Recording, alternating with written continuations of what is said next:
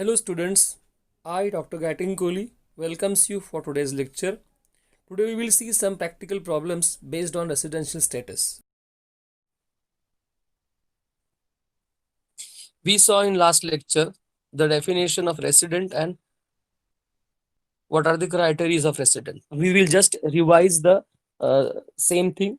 A person would qualify as a resident of India if he satisfy one of the following two conditions.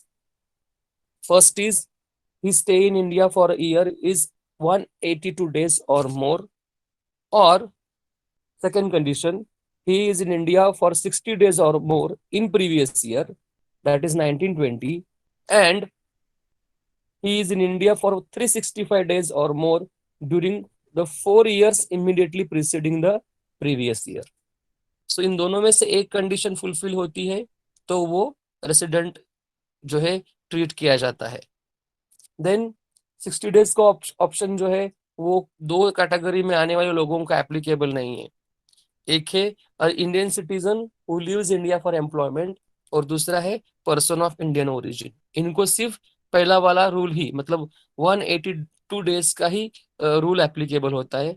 Alternative condition इनको applicable नहीं है. Mister Arvind an Indian citizen came to India for the first time on 1st October 2019 and left India on 31st March 2020 during the previous year 1920. Is he a resident during assessment year 2020-21? Ascertaining whether a resident or not. पहले देखेंगे कि जो assessee दिया है वो assessee किस category में है. असेसी का स्पेशल फीचर वहां पे उस प्रॉब्लम में दिया होगा तो वो देखेंगे. तो यहाँ पे मिस्टर अरविंद जो है, mister Arvind is an Indian citizen coming on India for first time. So this person is coming India for first time. So he will be qualified as a resident of India if he satisfy following condition. दो conditions है हमने अब देखा कि एक तो previous year में 182 days और 60 days in previous year and 365 days in 4 years immediately preceding the previous year. आपको actually यहाँ पे दोनों condition लिखना है इसके नीचे. नहीं तो फिर अभी जब हम इस पर्सन के बारे में देखते तो हमें पता है कि he has come first time for India, तो इसका मतलब है उसके पहले वाले साल जो है वो उसको एप्लीकेबल ही नहीं है. तो इसको कौन सा कंडीशन एप्लीकेबल होगा? इसको सिर्फ एक ही कंडीशन एप्लीकेबल है, वो है he stay in India for year is 182 days और more. First we have to check whether how many days he has stayed in India. So his total stay in India in 2019 and 2020. So if you read the problem, अक्टूबर में 31 days, नवंबर में 30 days, दिसंबर में 31 days, जनवरी में 31 days, फरवरी में 29 days leap year है और मार्च में 31 days. Count करते हैं total stay in India. 31 plus 30 plus 31 plus 31 plus 29 plus 31 total is 183 days. So 183 days है मतलब हमारा पहला कंडीशन जो दिया है that 82 days वो कंडीशन फुलफिल किया है. इसके लिए सेकंड कंडीशन एप्लीकेबल है कि नहीं, कम फुलफिल होता है कि नहीं वो चेक करने की जरूरत भी नहीं है. So by this explanation we can conclude that Mr. Arvind stayed in India for more than 182 days. Therefore he will be treated as a resident of India for assessment year 2020-2021. Now we will go with the next problem. Mr. Charlie Fernandez, who is an Indian citizen, went for employment to Dubai on 1st April 2014 and came to India on 1st July 2019 and left for Dubai on 15th December 2019. Determine his residential status for assessment year 2020-21. Mr. Charlie who is an Indian citizen, went for employment to Dubai on 1st April 2014 and came to India on 1st July 2019 and left for Dubai on 15th December 2019. Determine his residential status for assessment year 2020-21. Now we have to ascertain whether Mr. Charlie Fernandez is resident or not. Now just see the what type of information is given regarding Mr. Charlie. Mr. Charlie left for the employment and came India on visit. तो ये employment का बात आप देखते हो तो हमें पता है when a person leaves India for employment then definitely only first condition is applicable for him. तो उसको दो कंडीशन में से एक ही कंडीशन एप्लीकेबल, कौन सा वाला वो देखते हैं. He will be qualified as a resident of India if he satisfies the following condition, that he stay in India for a year is 182 days or more. वो इंडिया में एक 182 डेज या उससे ज्यादा है तो उसको हम रेसिडेंट ऑफ इंडिया करके ट्रीट करेंगे. एम्प्लॉयमेंट के लिए बाहर गया है इसके लिए उसको सेकेंड जो कंडीशन है वो कंडीशन एप्लीकेबल नहीं है. So total stay in India in 2019 and 2020, इस पूरे साल में इंडिया में उसका स्टे कितना है. वो जुलाई के फर्स्ट डे को आया है, इसके लिए फुल मंथ 31 डेज ऑफ जुलाई. अगस्त में फुल मंथ है 31 डेज. सितंबर में फुल मंथ है 30 डेज. अक्टूबर में फुल मंथ है 31 डेज. नवंबर में फुल मंथ है 30 डेज. एंड दिसंबर के 15 तारीख को वो वापस गया है दुबई को. सो दिसंबर के 15 दिन, जिस दिन आया है और जिस दिन वो जा रहा है, दोनों दिन को आपको इंक्लूड करना है. तो जुलाई से लेकर दिसंबर तक का उसका पूरा स्टे जो है इंडिया में कितने दिन का है. So total stay in India is 168 days.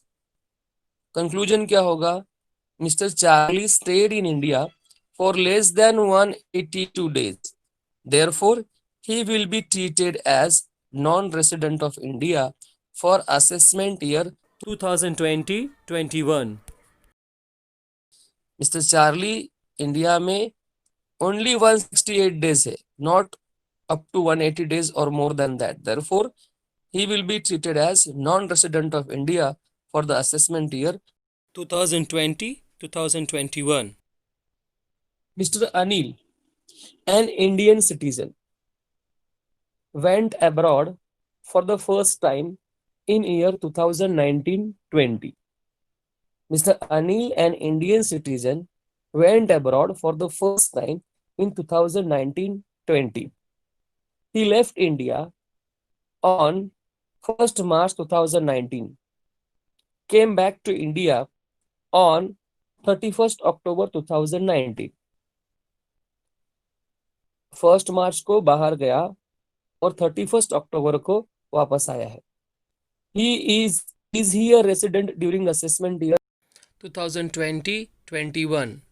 First time बाहर गया है and 1st March is the date of departure and 31st October is the date of arrival. So उसका स्टे काउंट करना है और देखना है कि ये मिस्टर जो है अनिल इज रेसिडेंट और not. Ascertaining whether a resident or not. Mister Anil के बारे में क्या बताया है कि mister Anil is Indian citizen and left India for the first time. तो वो पहली बार ही गया, इसका मतलब है उसका पूरा जो उस लाइफ है वो इंडिया में ही है. ओनली वो फर्स्ट टाइम विजिट के लिए अब्रॉड गया है. तो ऐसे केस में उसको क्या कंडीशंस एप्लीकेबल होंगी. He will be qualified as a resident of India if he satisfy one of the following two condition. क्योंकि ये ना तो पर्सन ऑफ इंडियन ओरिजिन है ना ये एम्प्लॉयमेंट के लिए बाहर जा रहा है. वो विजिट के लिए बाहर गया है और वापस आया होगा। फॉर एग्जाम्पल कुछ लोग जाते हैं अपने फैमिली मेंबर्स को मिलने, 4-5 महीना वहां पे रह के आते हैं, इस तरीके से वो बाहर गया है और फिर से वापस आया है। इसके लिए इसको जो जो दो कंडीशन है वो दोनों कंडीशन एप्लीकेबल होंगी। तो वो कंडीशंस क्या है? पहला कंडीशन है he stay in India for a year is 182 days और मोर। उसका इंडिया में स्टे जो है 182 days और मोर होना चाहिए in previous year, that is in 2019 and 2020। और he is in India for 365 days or more during the 4 years immediately preceding the previous year, and he is in India for 60 days or more in the previous year. So second condition क्या है? He is in India for 60 days or more in the previous year. Previous year में उसे India में 60 days रहना है, और उसके साथ साथ उसके पहले वाले जो 4 साल है उन 4 साल में उसको 365 days इंडिया में स्टे करना कंपलसरी है। अभी हमें पता नहीं है कि ये आदमी जो है mister Anil is fulfilling condition number 1 और condition number 2। So we will first check condition number 1। For that we will first find out his total stay in India in 2019-2020, that is called as previous year. So नवंबर के 30 days वो India में था foreign से आके, उसके बाद दिसंबर के 31 days था, जनवरी के 31 days, फेब्रुवरी के 21 days, 29 days, मार्च के 31 days। So 30, 31, 31, 29, 31 total stay in India is 152 days। तो वो 2019-20 में सिर्फ 152 days ही इंडिया में है। इसका मतलब क्या है? He is not qualifying the first condition. पहले कंडीशन के अकॉर्डिंगली वो रेसिडेंट नहीं है, लेकिन पहली कंडीशन को वो फुलफिल नहीं करता है, तो हमें क्या करना पड़ेगा? हमें दूसरी कंडीशन चेक करनी पड़ेगी। तो दूसरी कंडीशन क्या है? लास्ट ईयर में 60 days और उसके पहले वाले 4 साल में 365 days। So we will check it. So Mr. Anil is not qualifying the first condition, hence we will check second condition. So total stay in 4 years immediately preceding to previous year 2019-20। 1920 में 60 days है, इसके लिए already वो लिखने की जरूरत नहीं है। 152 days है, मतलब 60 days तो वैसे ही कंप्लीट हो रहा है। तो 1920 से पहले आता है 1819, उसमें he left for first time, so he is there for 365 days। उसके पहले 1718 he is there for full year, वो यहाँ पे ही था, तो वो भी 365 days है। उसके पहले आता है 1617, तो उसमें भी वो इंडिया में ही था, तो उसका भी 365 days। उसके पहले आता है 1516, वो लीप ईयर है, इसके लिए उसमें 366 days है, तो वो पूरा साल यहाँ पे ही था। इसका मतलब वो पिछले 4 साल इंडिया में ही था। फिर भी रूल वाइज चेक करते हैं तो total stay in India in 4 years immediately preceding to previous year is 1461। 1461 दिन वो क्या था? इंडिया में ही था। रूल क्या चाहिए? 365 चाहिए, 365 चाहिए, 1461 days वो इंडिया में। सो सब चीजें देख के कंक्लूजन क्या निकाल सकते हैं? Mister Anil state in India for 152 days in previous year and 1461 days in 4 years immediately preceding to previous year. Therefore, he will be treated as resident of India for assessment year 2020-21. Mr. Lobo, a Canadian citizen but of Indian origin. Mr. Lobo is a Canadian citizen but of Indian origin। मतलब ये mister Lobo जो है वो person of Indian origin category में आता है। came to India on 1st October 2014 for the first time. His stay in India was as under: year ended and number of days. 31st March 2015, 25. 31st March 2016, 80. 31st March 2017, 180. 31st March 2018, 100. 31st March 2019, 25. He informed that he was in India from 1st April to June 2019, both days inclusive. Is he a resident during assessment year? Mister Lobo जो है वो person of Indian origin है. वो India में first time आया था अक्टूबर 2014 में, और उसके बाद लगातार वो इंडिया में आता है हर साल. 2015 में 25 दिन, 2016 में 80 डेज, 17 में 180 डेज, 18 में 100 डेज और 19 में 25 डेज. इस तरीके से हर साल वो आता है. अब 1920 में वो 1 अप्रैल 28 जून 2009 तक इंडिया में था. वो इस इंफॉर्मेशन को देख के हमें क्या करना है, हमें ढूंढना है कि वो रेसिडेंट है या नहीं है. ascertaining whether a resident or not. So Mr. Lobo is a person of Indian origin. He will be qualified as a resident of India if he satisfy the following condition. His stay in India for a year is 182 days or more. Mr. Lobo is a Indian origin of person of Indian origin. तो बाकी सब कितना चीजें दिए हैं 365 days and all, that is not important. We will check only 1 year for assessment for finding residential status. So इस rule को मुताबिक उसका total stay in India for in previous year 1920. वो 1 अप्रैल को आया था. इसके लिए अप्रैल के पूरा महीना 30 डेज, मई में he was there for full month 31 days, June 28 days. Therefore total stay in India is 89 days. No need of checking second condition because that is not applicable for him. So Mr. Lobo stayed in India for less than 182 days. Therefore, he will be treated as non-resident of India for assessment year 2020-21. Mr. Lobo will be treated as non-resident of India because his stay is less than 182 days in India in 2019-2020.